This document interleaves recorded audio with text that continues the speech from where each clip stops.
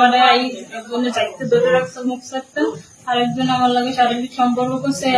হ্যাঁও আসিল, আবার হ্যাঁ আমি পাত ধরছি, আমার কথা মানে না, আবার হ্যাঁ উঠে গেছে, আবার ওই লোকের পাঠাই ওই লোককে আবার। ভোলার তজুমুদ্দিন উপজেলায় সাদানা পেয়ে স্বামীকে মারধরের পর স্ত্রীকে দলবদ্ধ ধর্ষণের অভিযোগ স্থানীয় শ্রমিক দল ও নেতাদের বিরুদ্ধে। এই ঘটনায় ভুক্তভোগীর স্বামী বাদী হয়ে ধর্ষণের মামলা দায়ের করেছেন। রোববার 29 জুন দুপুরে তজুমুদ্দিন উপজেলায় চাঁদপুর ইউনিয়নের 4 নম্বর ওয়ার্ডের কামারপট্টি এলাকায় এই ঘটনা ঘটে। তজুমুদ্দিন থানার পুলিশ গতকাল 30 জুন মামলাটি নথিভুক্ত করেছেন। এরপর ভুক্তভোগী সেই নারীকে স্বাস্থ্য পরীক্ষার জন্য ভোলার 250 সাহায্য জেনারেল হাসপাতালে ভর্তি করা হয়। মামলায় তজুমুদ্দিন উপজেলার শ্রমিক দলের যুব সাধারণ সম্পাদক ফরিদের সহযোগী আলাউদ্দিন, তরমুজউদ্দিন, সরকারি কলেজের ছাত্রদল আহ্বায়ক মোহাম্মদ রাসেল সহ 6 জনের নাম উল্লেখ করা হয়েছে। ভুক্তভোগী নারীর স্বামী ও মামলার বাদী বলেন, তিনি প্রথম স্ত্রীকে নিয়ে ঢাকায় থাকেন আর তার দ্বিতীয় স্ত্রী তজুমুদ্দিনেই বসবাস করেন। তিনি বলেন, কিছুদিন আগে আমি প্রথম স্ত্রীকে নিয়ে গ্রামের বাড়িতে এলে শনিবার 28 জুন রাতে দ্বিতীয় স্ত্রী আমাকে ফোন করে কথা বলার জন্য তজুমুদ্দিন বাজার এলাকায় তার বাড়িতে যেতে বলে। সেখানে পৌঁছানোর পর শ্রমিক দলের নেতা ফরিদউদ্দিন ও তার সহযোগী আলাউদ্দিন, ছাত্র দলের নেতা রাসেল সহ 5 থেকে 7 জন আমাকে আটকে ধরে মারধর করেন। আর সেই সময় দ্বিতীয় স্ত্রী আমার সাথে সংসার করবে না জানিয়ে তারা আমার কাছে 4 লাখ টাকার চাঁদা দাবি করেন। ওই ব্যক্তি আরো বলেন, টাকা না পেয়ে আমাকে আটকে রেখে এসএস পাইপ দিয়ে মারধর করেন। খবর পেয়ে রোববার বেলা 11টার দিকে আমার প্রথম স্ত্রী সেখানে পৌঁছায় এবং তাদেরকে কিছু টাকা দেন। টাকার অঙ্ক তাদের দাবিকৃত চাঁদার চাইতেও কম হওয়ার কারণে তারা আরো ক্ষিপ্ত হয়ে প্রথম স্ত্রী সহ আমাকে ফের মারধর করে একটি ঘরে আটকে রাখে। এরপর বাদী আরো বলেন, ওই দিন বিকেলে চা খাওয়ানোর কথা বলে তাকে ঘর থেকে বাইরে নিয়ে যাওয়া হয়। এরপর বাদী বলেন, আমি ফিরে এসে দেখি ঘরটির দরজা বন্ধ। বাইরে থেকে অনেকক্ষণ জোরে জোরে ধাক্কা দিলে ভিতর থেকে একজন বেরিয়ে দরজা খুললে ভিতরে ঢুকে দেখি আমার প্রথম স্ত্রী কান্না করতেছে। পরে জানতে পারি তাকে দলবদ্ধভাবে ধর্ষণ করেছে আসামিরা। ওই ব্যক্তি আরো বলেন, ঘটনাটি কাউকে জানালে প্রাণনাশের হুমকি দেয় অভিযুক্তরা। পরে তার স্ত্রী একাধিকবার হত্যার চেষ্টা করেন। পরে জাতীয় জরুরি সেবা 99 ফোন করে পুলিশ তাদের সঙ্গে যোগাযোগ করলে তাদের দুজনকে উদ্ধার করে তজুমুদ্দিন থানায় নিয়ে যাওয়া হয় এবং সেখানে মামলা দায়ের করা হয়। তবে তজুমুদ্দিন উপজেলার বিএনপি আহ্বায়ক গোলাম মোস্তফা মিন্টু বলেন, এই ঘটনায় বিএনপির কোন সংগঠনের নেতা জড়িত থাকলে তাদের বিরুদ্ধে কঠোর সাংগঠনিক ব্যবস্থা নেওয়া হবে। ভোলার 250 সজ্জ জেনারেল হাসপাতালের কর্মরত চিকিৎসক ডক্টর